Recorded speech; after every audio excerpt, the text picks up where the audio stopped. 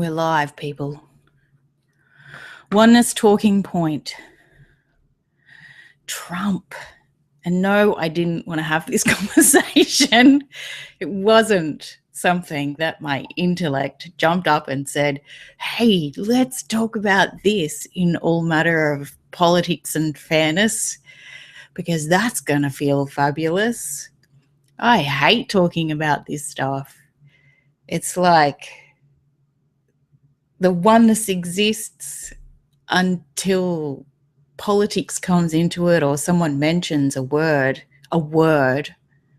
like Trump, and then all of a sudden the oneness goes out the window and we've got this babbling tower of Mary, Mary, quite contrary, and there's a whole heap of he said, she said, it won't work, this system is.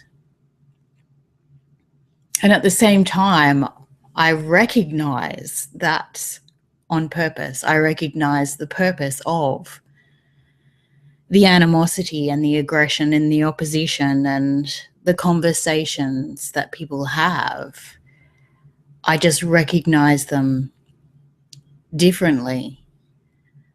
I don't recognize them as solid entities, as fixed points, as ping pong balls bouncing off one another. I don't recognize them as powerful, cathartic invitations of change, even though I understand and honor that that's how some people welcome them and how they're already on purpose for that person's experience. It's not to say that they're wrong, or even that they're right, or even that there's another better way of understanding it where there's less suffering. It's got nothing to do with comparison or a truth unknown or a lifting of the veil or a path to enlightenment or a way of being with it that doesn't cause suffering. It's got nothing to do with any of those things. It's just got to do with what I'm asked to speak about in this moment, that it's all a now process. I mean, I guess I can talk about how I came to understand that. You know, investigations into politics and history and fairness and culture and medicine, you know, and how that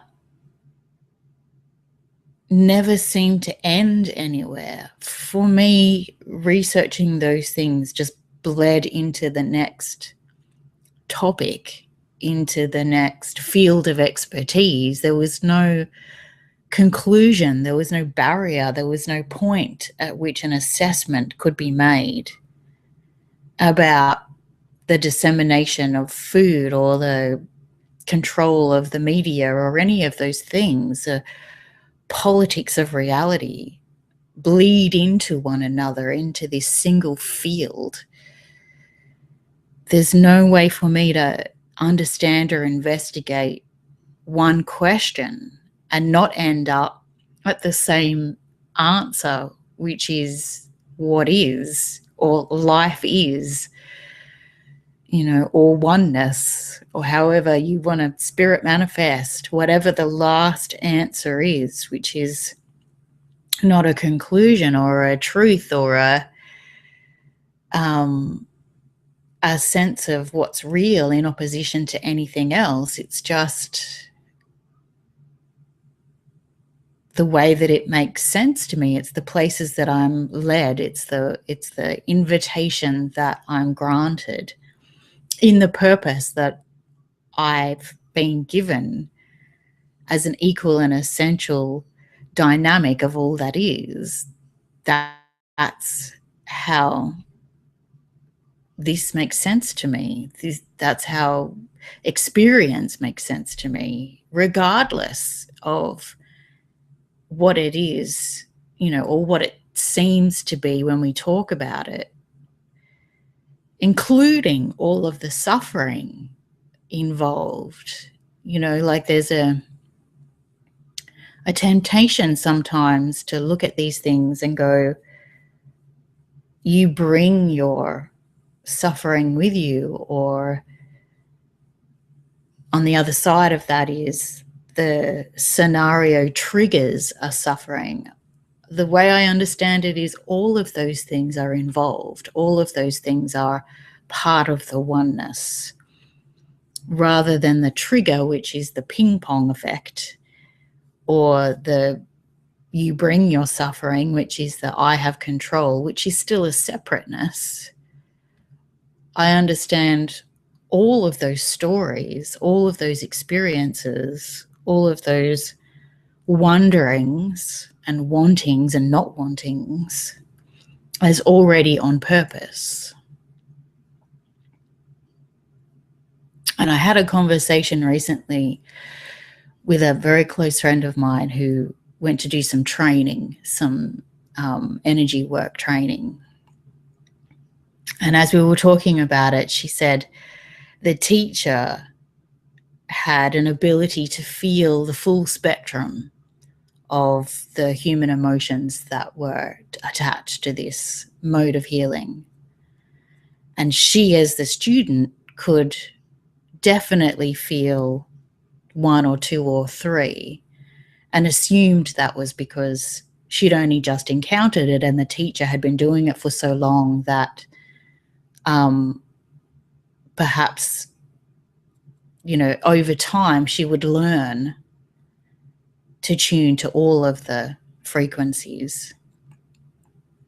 And the first thing that came to me was, but the few that you are attuned to are a perfect match to what you do. This friend of mine, brings joy, the frequency of joy. And the emotions that she could sense immediately within the whole spectrum were a perfect match to joy, were the things that you would bring joy to. And so for me, the story of what she couldn't tune to wasn't about an incapacity that she would learn over time. It was more a significance. It was more about what she could tune to as significance. So the few emotions that instantly made sense to her were a perfect match to what she's here to do. And so the things that she could tune to were perfect for her purpose. And the things that she felt she couldn't tune to were also perfect for her purpose, because they were still available. And it's not that she needed to abandon them and never learn how to hear them or whatever it is. It was just that in order to understand that story as a perfection, it's about what you are doing. It's about what is happening that allows you to have that same experience of being the student in the classroom where the teacher can see everything and you can only see two, and still understand that as wholeness, still understand that as perfection, still understand that as an ability rather than an incapacity or an inability. And I think the same thing is true of politics, of all of the places that we exist, parenting, etc. It's the things we are doing and the things we can see and feel that are significant to our purpose. And we have some questions. Okay, Miss Becca, hello there. I love you. Miss Becca says, sometimes I feel like Trump is like the yucky uncle. You cannot stand him, but somehow you still love him. And sometimes I feel like he is an awesome mirror to reflect the worst bits of me. And it is up to me if I love those beasts in him or not. Miss Becca, that reminds me of something. I was watching something on Netflix the other day, and there's a character that's demonized as, you know, the baddie in this show. And the thing that came to me was that there are people in his life that love him, and so they must look at him in a particular way and see what's lovable. And the same person has other people in his life that look at him and see what's unlovable. So is it really the person, or is it what's available for us to perceive in that person that makes them lovable and unlovable? I wonder if that's relevant to anyone's experience.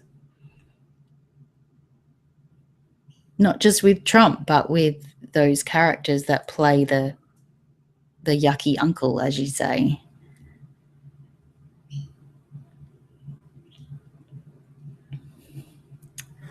Okay, and next.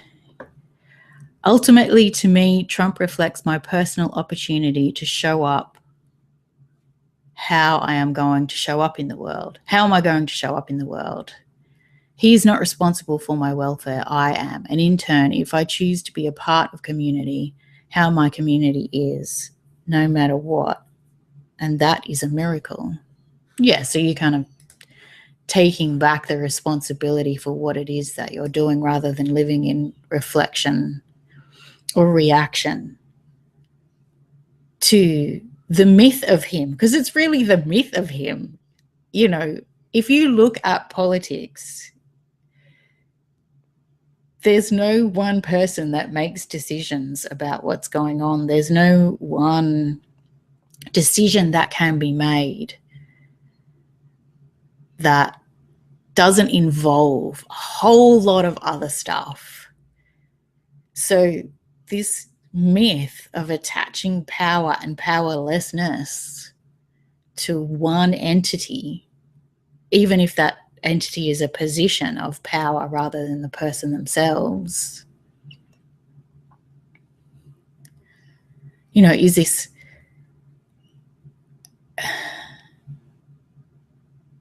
very strange story about how we think the world works.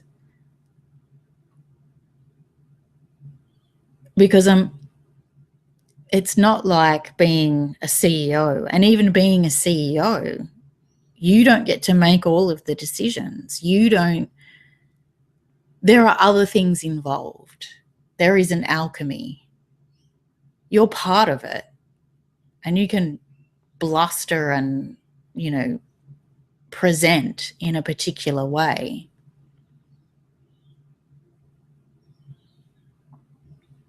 Sorry, there's so many stories coming in I'm trying to pay attention to all of them and, you know, file them in a way that's going to make it easier to reiterate what's being told to me.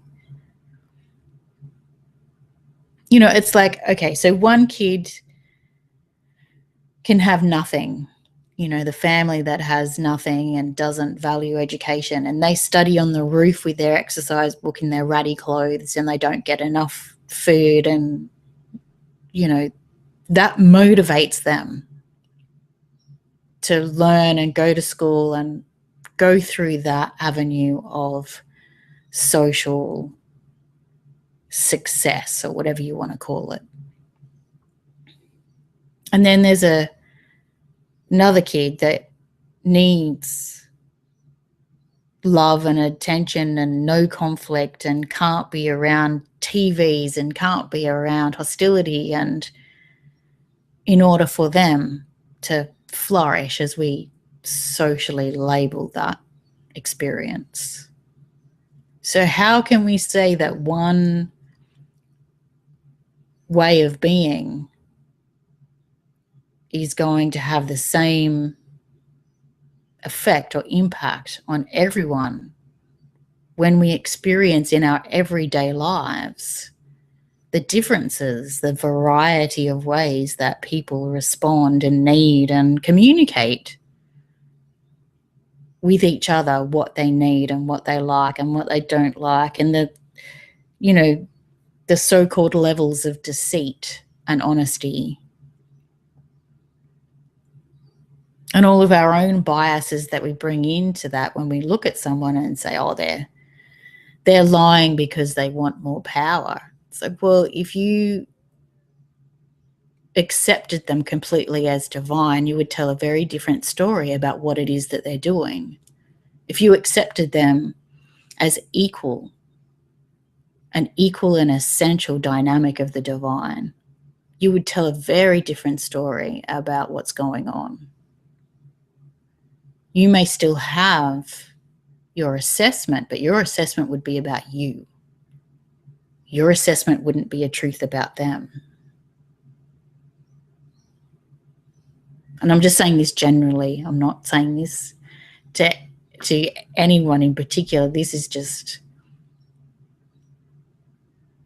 something to chew on, something to ponder that takes us into a place that we didn't know existed around this story and myth of Trump. Okay, next, Mick Specker. To me, he is lovable, as hopefully, due to his presence, he is igniting self-responsibility.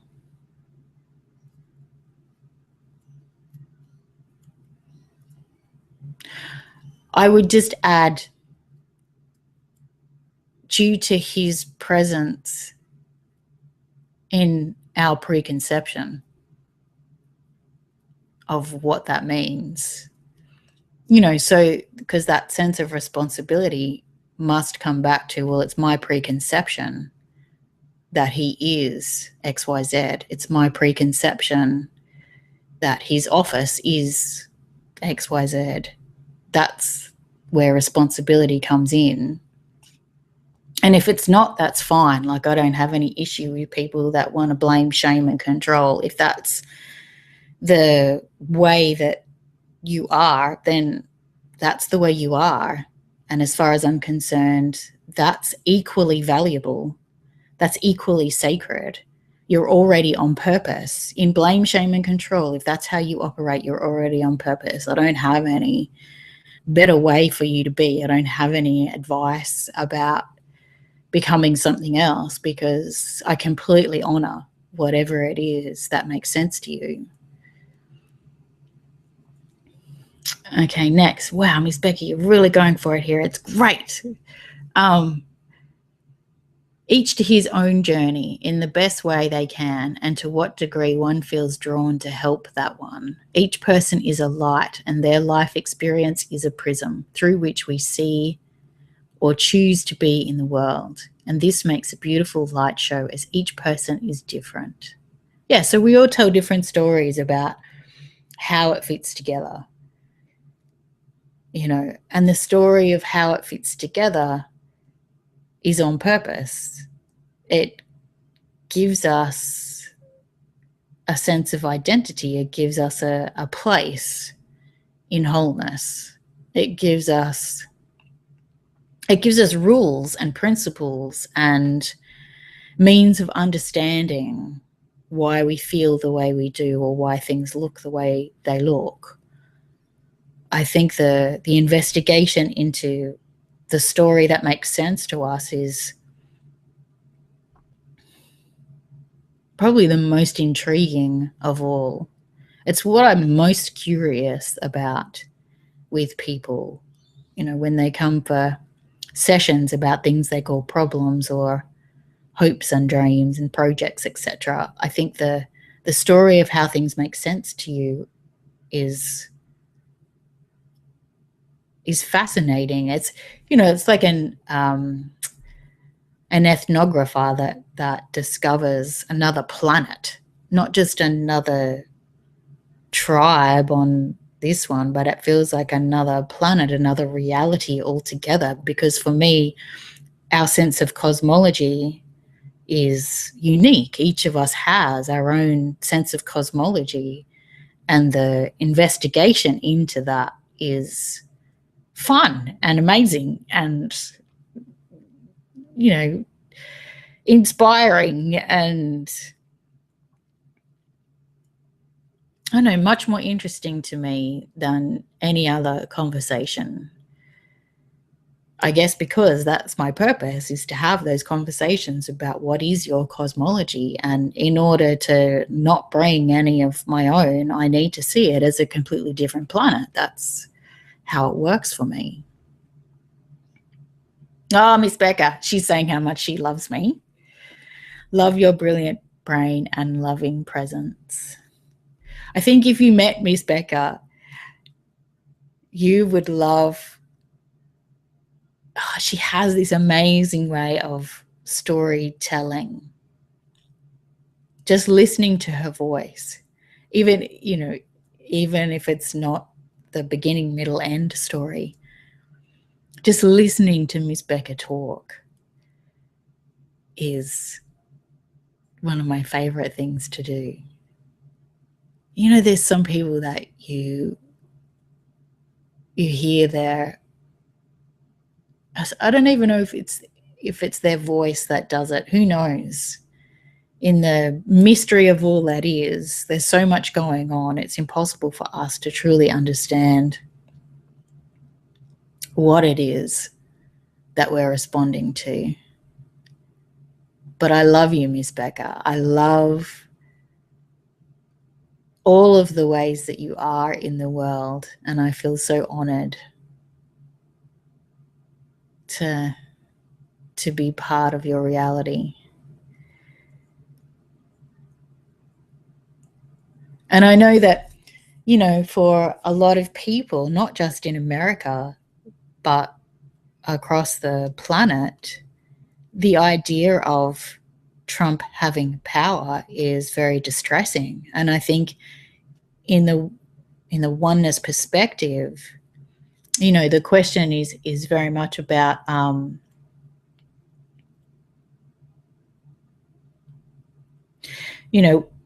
what are we really upset about when someone disagrees with us?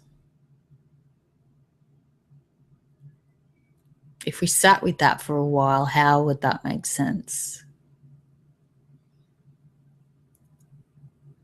If we asked ourselves, what if it wasn't about anyone else?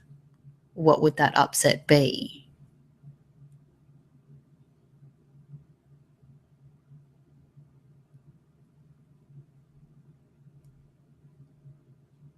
And then, just like in the story with the friend of mine who did the healing modality, who rediscovered a version of the story that allowed her to focus on what she was doing as completely on purpose, not as a work in progress.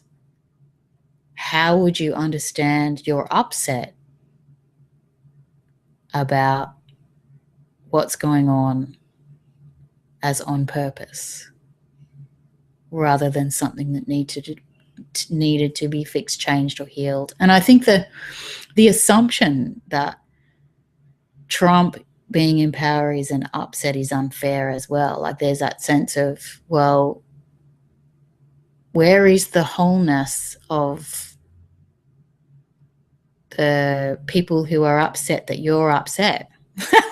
That is in power. What about all those people? Do you care about them?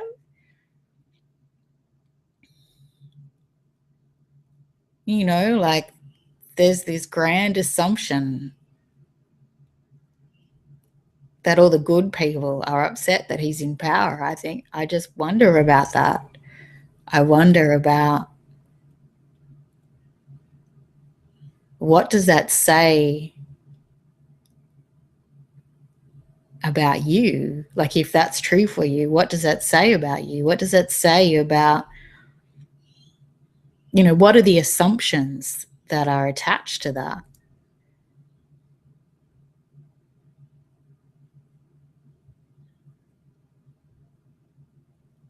Like, there's a sense of the spiritual community, or so-called spiritual community, that claims to have compassion, but it's a very selective compassion. It's very selective about who is the victim and who is the perpetrator. It doesn't actually have compassion. Compassion is for everyone involved, and it doesn't see victims and perpetrators. Compassion accepts the wholeness and sacredness of everyone and everything. It doesn't divide the world into greed and exploitation. It attempts to be with everyone's cosmology, everyone's experience, everyone's reality, with the same openness, with the same willingness.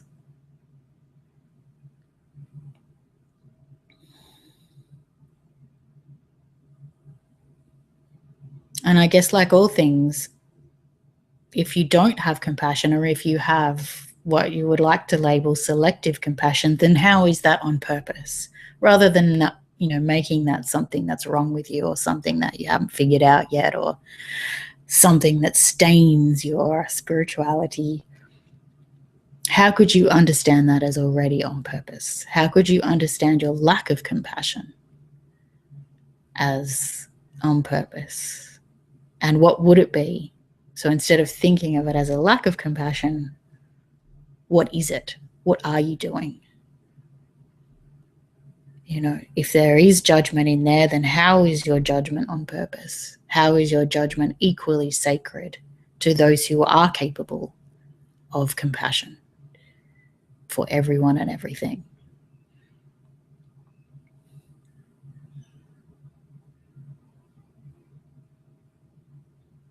And I think you'll get your own sense of what's true, which avenues to go down, or which questions to ask, and how far you want to follow that oneness perspective.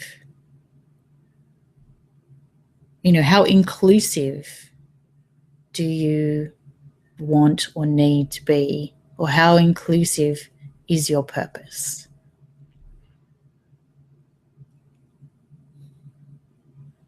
Because it's not a test. It's not like you need to tick all these boxes, or oneness will reject you. It's how can you know yourself in your wholeness, with or without division? Because each of us will find our own sense of what works. So for some of us, wholeness is undivided. So there are no good bits and bad bits. There's no higher self, no ego.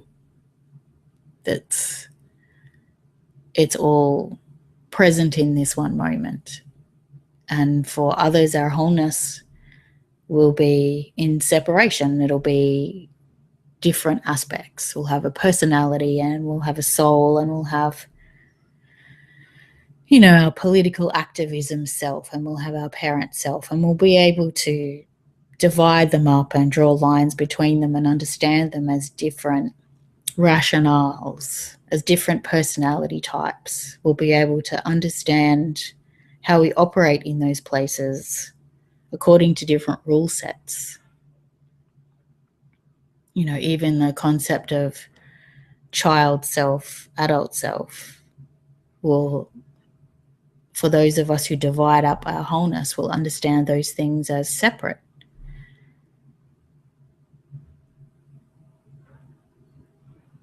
And I think for me, the whole concept of being in oneness is about, well, how is what's true for you already on purpose, regardless of what that truth is? So wherever you find yourself when you look in a mirror and you see everything that you are, including the judgment that you have about yourself, I would ask, how is your wholeness sacred? I would ask, how is it already on purpose? And I would keep following that inquiry until you got to a point where you said, no more, I can't handle this anymore. I need to go back to the duality story about reality, because duality is my truth. And often that's what happens is we follow the inquiry until the point where you take responsibility for the fact that it's true, that you are a dualist, that you live in reality, that reality is a dual notion for you. And after that acceptance and responsibility, there's a question of, well, is that okay? And then some people say, no, it's not okay, even though I can see that's where I am and I take responsibility for where I am. I want to make this a journey toward enlightenment. I want to make this a journey toward oneness, where the non-dual becomes my reality. And then you need to go and talk to somebody else, because I can't do that. All I can do is ask the questions that allow you to be present to what's true for you right now. And if I've been asked to talk about Trump and the Oneness Point webinar series, then that's what I do. I don't know what I'm going to say, and I don't know what it's going to mean to you. Only you know what it means to you.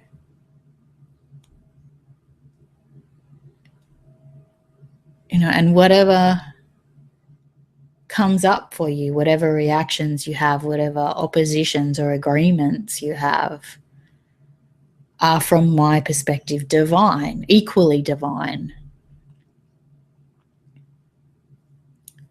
So if I have an experience of opposition, I take responsibility for that experience and I recognize it as intuition. I recognize it as an invitation to be present to my truth, to this moment on purpose, rather than explaining it as a reaction to, or a trigger, or the next phase of my enlightenment, or whatever those other evolutionary stories are. In oneness, the story is present process, wholeness, already active, as if the whole world was just a big bucket of sand and someone keeps shaking it up and rearranging all the bits, but it's still the same big bucket of sand. Didn't get any better. It didn't get any worse. It didn't go anywhere different, except that the whole bucket was having a new experience because it was constantly being shaken up into a new arrangement of things. And that's really unsatisfying for some people. It's not enough. They want to know that things are getting better. And I think that's the point. Like, the point is that from oneness, all of the realities, all of the stories that are playing out are spirit manifest, are spirit having an experience. So for me, that story that someone has that says that's not enough, we must be getting better, it has to be going somewhere. For me, I can fully honor that, because my cosmology says everything is spirit manifest. Everything is spirit having an experience. So that's included, rather than being in opposition to whatever looks like it's going on in this moment.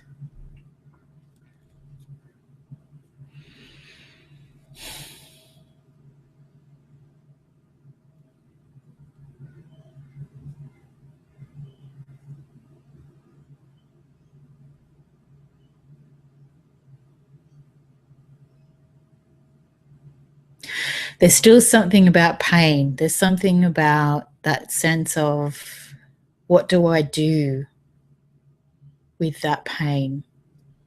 What do I do with that upset? What do I do with that reaction that I have? Even if I attempt to understand it not as a trigger, and I take responsibility for it, and I see the myth of Trump and the myth of presidency, and I see the myth of powerfulness and powerlessness, what do I do with my reaction, with my passion, with my sense of injustice?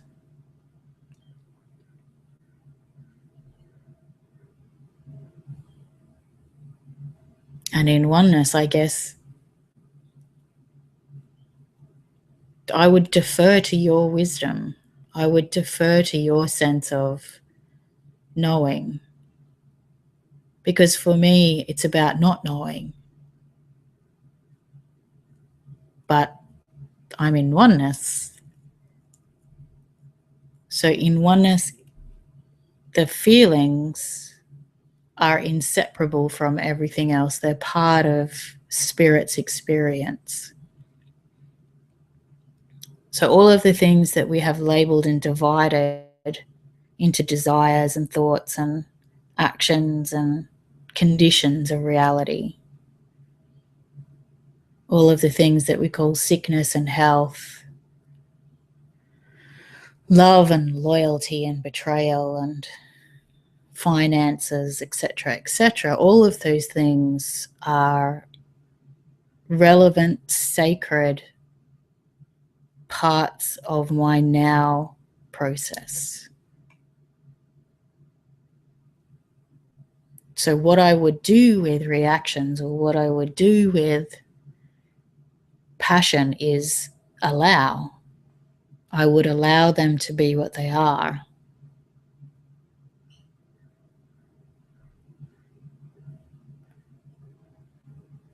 And that includes what we call action. So in the doing without doing, it's not a matter of removing oneself and taking no action. It's about understanding that being and doing are inseparable.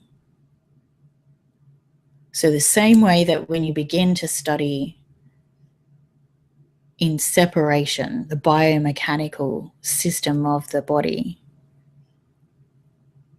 the biome with all of its bacteria can't be separated from the cells. The attrition of birth and death of cells can't be separated from the things we call environment. They can't be separated from the things we label thoughts. They can't be separated from the things we call emotions or hormones or parenting.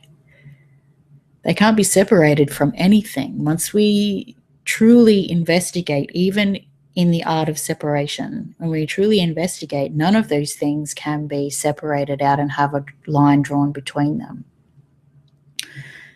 There's an alchemy. It's all happening at once.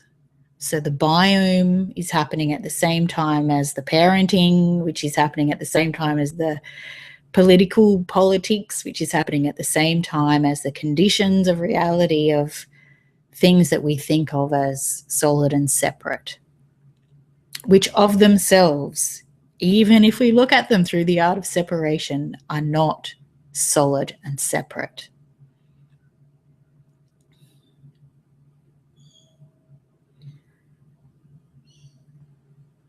There are so many ways I can go into this conversation. I mean, it was only a few years ago that the PhD boys discovered quantum phenomena was a lot larger than first thought of, and it can be observed. it's starting to, I wouldn't say change or update the way we think about physics, because I think that physics has never been a set system. It's in a constant state of what we think we know. And then we devise another piece of equipment and we're able to see things that we couldn't see before. And then someone throws in a new theory and we begin to see things that we couldn't see before. It's never been a fixed sphere of something that's true, with all of the things that aren't true outside of it. All of the sciences, all of the humanities, all of the things that we think we know are in a constant state of change.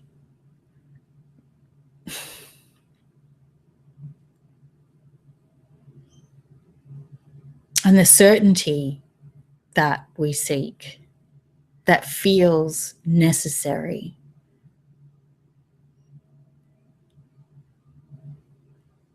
for me, is part of spirit's experience. You know, if spirit needs to have or wants or whatever, however that works, to have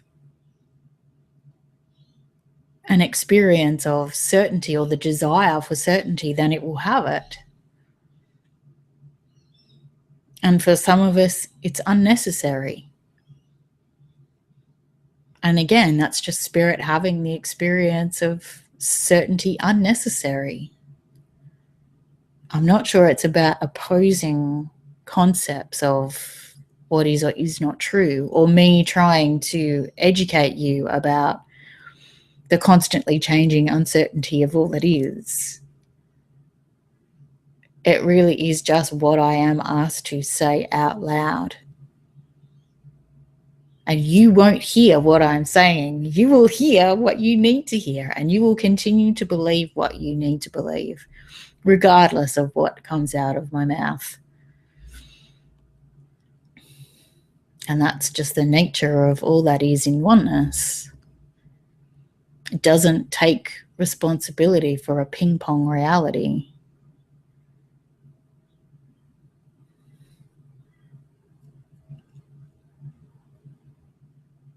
And if you get all up in arms about that, then that's, I would say that's your truth making itself visible. So go with that.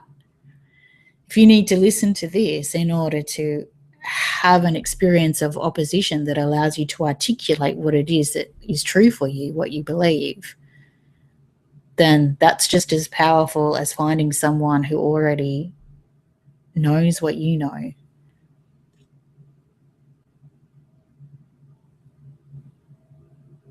Sometimes it's a relief. Sometimes to find someone that is in opposition to your truth, that allows you to articulate what's true for you, is a relief, because at least it's still only you that knows it. You haven't found anyone else who also knows it. And for some people, that's important. It would be a great disappointment to find someone else who believes and trusts all the same things that you do.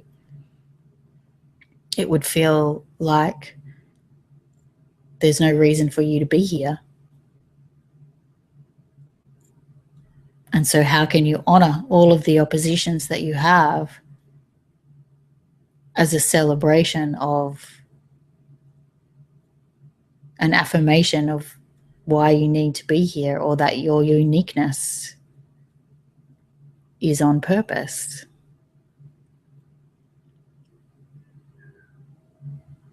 You know, and sometimes that aggravation is on purpose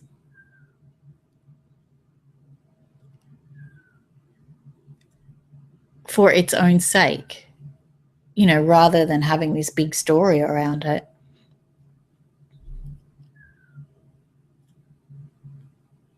The experience of aggravation is sacred, is it not? Just as sacred as any other.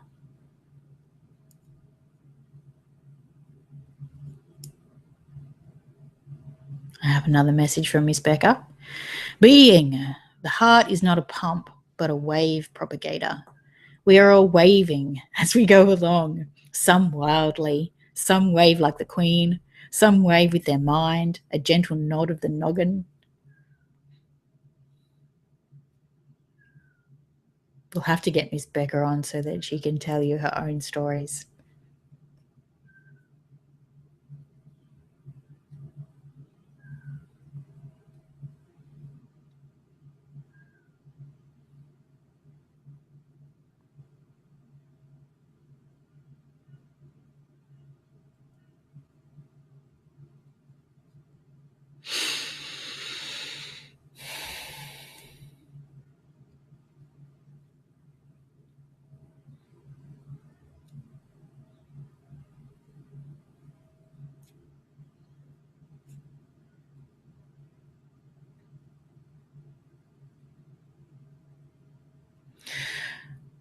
I guess there's be with your own truth.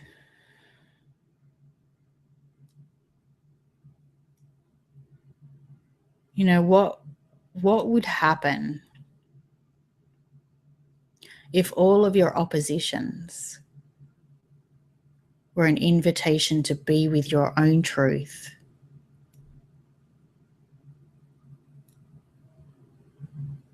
What would need to happen for all of your oppositions to be an invitation to be with your own truth?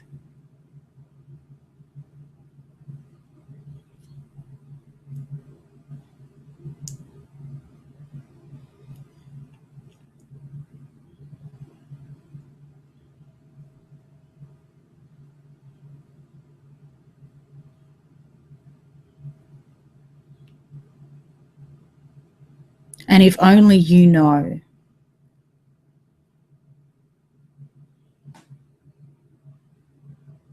then what are your oppositions in your cosmology?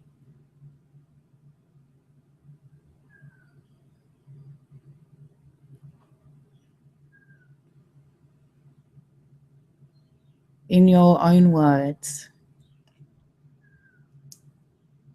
without referring to anyone else's wisdom or opposing anyone else's concepts. What are your oppositions? What are their purpose? What are their significance?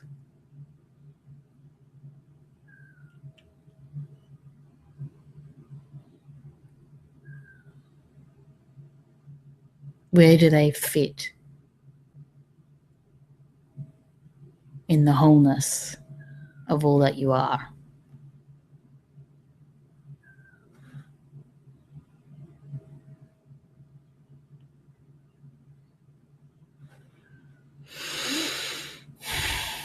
Thanks, Miss Becker. I'll talk soon.